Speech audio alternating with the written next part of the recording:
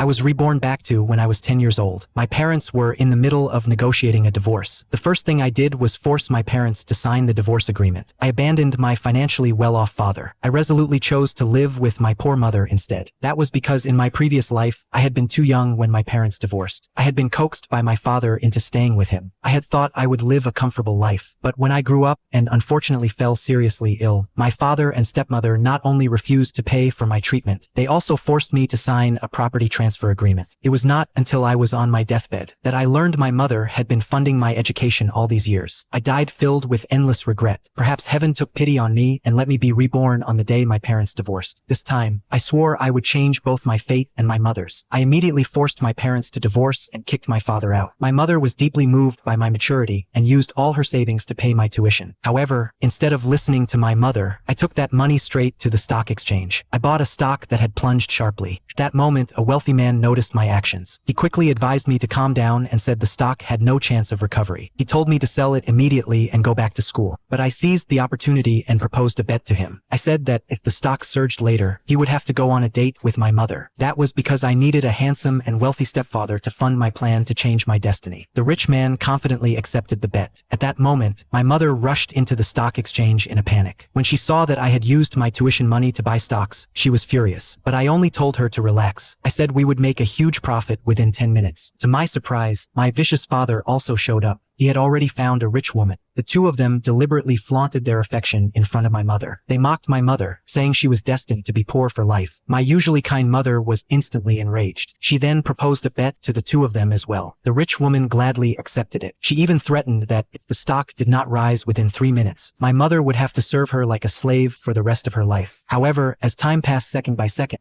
the stock I bought kept falling. The rich man accused me of causing a huge disaster and dragging my mother into trouble. But I remained completely calm because I clearly knew that this stock would suddenly skyrocket in the final 10 minutes.